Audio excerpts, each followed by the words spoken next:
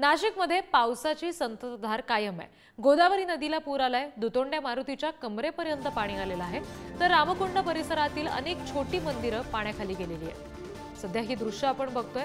सगळ्या नाशिककरांसाठी ही एक अत्यंत महत्त्वाची खूण आहे। दुतोंड्या मारुतीच्या कमरेपर्यंत पाणी येणं किंवा मग ते ओसरणं या सगळ्यासाठीच हे एक ढोबळमानानं केलेलं मापन आहे। आणि सध्याची ही दृश्य आपण बघतोय। दुतोंड्या मारुतीच्या कमरेपर्यंत पाणी आलेलं आहे। नाशिकमध्ये पावसाची संततधार कायम आहे। गोदावरी नदीला सध्या पूर आलेला आहे। नाशिकला पाणी पुरवठा करणारं गंगापूर धरण 86% भरलंय आणि गंगापूर धरणातून आता 8100 क्युसेक पाण्याचा विसर्ग सुद्धा सुरू करण्यात आलाय। महापालिकेकडून आपत्ती व्यवस्थापन विभाग आता सज्ज असल्याचं सांगितलं जातंय, पण गोदावरी नदीकाठी राहणारी जी लोक आहेत त्यांनी सावध राहावं असा इशारा दिला गेलेला आहे।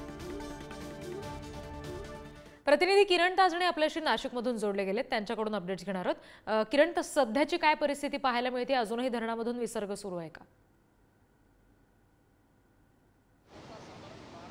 अगदी खरं आहे। 12 तासांपासून पाऊस पडत नसला तरी दुसऱ्या बाजूला विसर्ग मोठ्या प्रमाणात सुरू आहे। धरण क्षेत्रामध्ये मोठ्या प्रमाणात पाऊस झाला आहे आणि त्या सगळ्या पार्श्वभूमीवर धरण साठ्याची जर परिस्थिती बघितली तर ती पाणी पातळी झपाट्याने वाढत आहे। साधारणपणे गंगापूर धरण हे 82% जाऊन पोहोचलेलं आहे आणि त्या सगळ्या पार्श्वभूमीवर धरणातनं देखील विसर्ग केला जातोय। मी सध्या रामकुंड परिसरामध्ये आहे आणि याच परिसरामध्ये आपण बघितलं तर विसर्ग मोठ्या प्रमाणात सुरू असल्यानं वेगानं हे पाणी पुढे जात आहे। साधारणपणे नांदूर मधमेश्वर हे जे नाशिक जिल्ह्यातलं जे धरण आहे निफाड तालुक्यातलं, त्या ठिकाणाहून जवळपास 54,000 क्युसेक वेगानं या ठिकाणी विसर्ग सुरू आहे।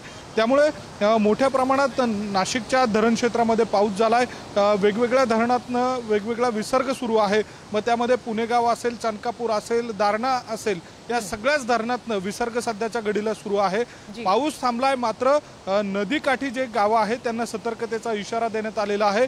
विसर्ग मोठ्या प्रमाणात सुरू असल्यानं गोदावरी नदी ही यंदाच्या हंगामात पहिल्यांदाच दुथडी भरून वाहताना दिसते। आपण जर बघितलं तर नाशिकचं जे पुराचं मापदंड म्हणून ओळखला जातो तो दुतोंड्या मारुती, त्या दुतोंड्या मारुतीच्या अगदी छातीपर्यंत पाणी आहे। याच रामकुंड परिसरामध्ये असलेली छोटी मंदिरं, छोटे पूल हे देखील पाण्याखाली गेलेले आहेत। त्यामुळे मोठ्या प्रमाणात पाऊस झालाय, विसर्ग सुरू आहे। नदीकाठच्या गावांनी सतर्क राहावं अशा स्वरूपाच्या सूचना जिल्हा प्रशासनाच्या माध्यमातून देण्यात आलेला आहे। खरं म्हणजे सध्या पूर परिस्थिती पाहण्यासाठी देखील अनेक नागरिक आत्ताच्या घडीलाही या नदी किनारी येत आहे। अनेक पूजा अर्चा करण्यासाठी आलेले जे भाविक आहेत ते देखील पुराच्या पाण्यामध्ये उतरून या ठिकाणी स्नान करण्याचा प्रयत्न करतायत। त्यामुळे वारंवार सूचना देऊनही पर्यटक आलेले जे असतील किंवा रहिवासी असतील ते आपला जीव धोक्यात घालताना या ठिकाणी दिसून येत आहे। त्यामुळे दुसऱ्या बाजूला प्रशासनाकडनं आव्हान जरी केलं जात असलं तरी कठोर कारवाई करणं अपेक्षित आहे। कालच्याच दिवशी जर बघितलं तर एका पर्यटकाचा पूजेच्या दरम्यान स्नान करत असताना पाय सरकला आणि तो थेट या पात्रामध्ये वाहून गेलेला आहे। त्यामुळे काळजी घेण्याचं देखील तितकंच महत्त्वाचं कारण आहे।